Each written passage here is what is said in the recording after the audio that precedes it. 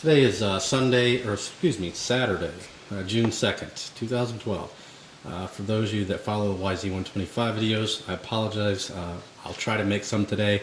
I do have several that I have not rendered yet, though. So if you watched the last one, it was from April 14th, and I apologize for that as well. I've just been out of town, pretty busy at work, almost non-stop last couple years. And I've been in Atlanta, and then I had to go down up north for a couple weeks, so it's been I haven't been home much. So right now we're going to make a car video. It's a 2001 Mazda Protege. I think I may have mentioned that, but it's my daughter's new car. Thank God the Grand Am finally took a dive. So picked this one up north, and it's got 75,000 miles on it, but there is a check engine light on it. So today I'm going to be focusing on that to get this not running bad, but you don't want to ignore check engine lights. You want to check and see what they are first. And this will be, again, a kind of redundant video. We already did this with the 2005 Altima a couple years back, maybe 3 years back. So yeah, it's going to be kind of redundant. I just want to show you that all cars are very similar, whether the make, the year, with OBD2. I just want to kind of stress that. So that's the gist of this video. Not really to learn a whole lot from it, just to show you that, hey, if you buy one of these scanners, any of these scanners, as long as you have like a 96 or newer car, you're going to be set. So first thing you want to do is you want to actually plug the unit in, and you see I've got the wire going under the dash. It's the same on all cars pretty much. It's just like a triangle plug, and we'll show you the plug here. Let's zoom in. I'll show you the actual plug on the unit here. Here's the actual plug that will focus.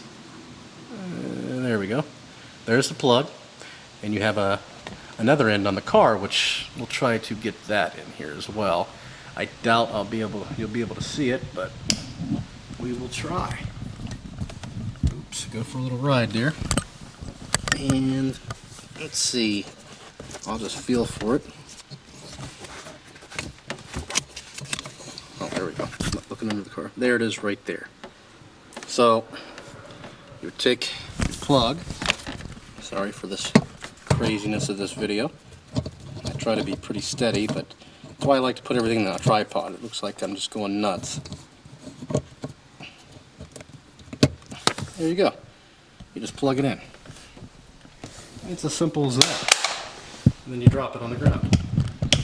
Okay, so it's plugged in. We have the car in the on position. You're going to need that in the on position. Not turned on, not running, but in the on position.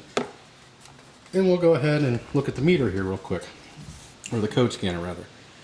You see you've got several different options, which I'm not going to go into a lot of detail, because I think I do in the 05 video, or the 05 Altima, but I'll go over some things. So you can read codes.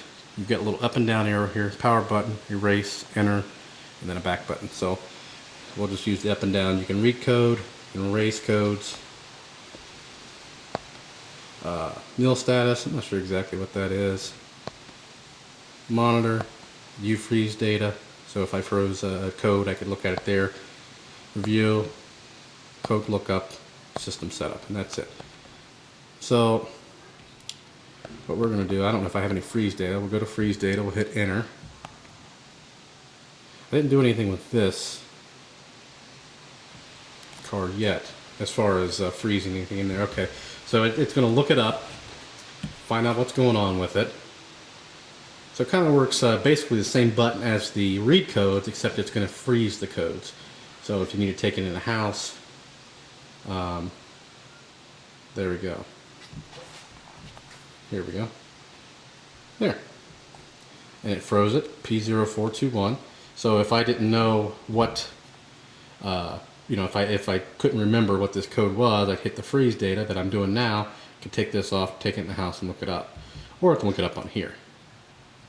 So this is what caused it. Engine RPM 1532 RPM. We got a P4021. The engine RPM, load value, coolant temp. Gives you a lot of information in here. 190 degrees. There you go. Tells me what speed it happened at. And that's pretty much it. So we've got a P0421 code. Also, I know that the code on this car, which is not reading it right now because I erased both of them not too long ago, it's got a P031300. So the P0421 can be either a catalytic converter, it could be a oxygen sensor, and it can actually be plugs and wires as well. It could be just about anything. Most common is a bad cat. This has 2 cats, front and rear cat. I think only 2, and that could be the code. Now, if that is the case with this car, I'm really not going to worry about it. Either eventually we'll get an aftermarket and throw it in there, or we'll just take it out completely. The cat, because it does have a second cat, but it's probably the cat. That's a very common code with this the 2001 Mazda Protege. I guess these cats and these things are just crap for the most part. So that tells us what it is. Now, if we wanted to erase it, we could just go down here and erase. I'm not going to erase it again because I am going to do some work on the car.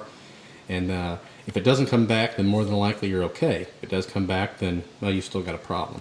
So the fix for this would be, first you would probably replace the O2 sensor. The car is, 11 years old. Probably does have the original O2 sensor. They do go bad. It needs to be replaced anyway. And then drive it around. If it comes back on, then we'll go ahead and replace the cat, or we just say forget it, and just, read the codes every few months to make sure no new ones pop up. But with that P0300 code that I have that you're not seeing on here because I erased it, we could have some other issues, and they're pretty easy, pretty common on this vehicle. So again, that's all I wanted to show you. Really, not really a tutorial, just wanted to show you that different cars, different years, different makes are all pretty similar with using a code scanner. So you might want to pick these up. You can find them on eBay for like $100 now, I think. I've had this one for quite a while. I want to say about 8 or 9 years now. It could be a little longer. I know I've had it since we've been in this house, 6 years, and I bought it before we moved here. So anyway, that's pretty much it. We'll go ahead and toss that down there. If you have any questions or comments, please post those below. And hopefully I'll be making some other videos of this today, and we'll do a little repair on it, so maybe that'll go hand in hand. So as always, thanks for watching, and please subscribe.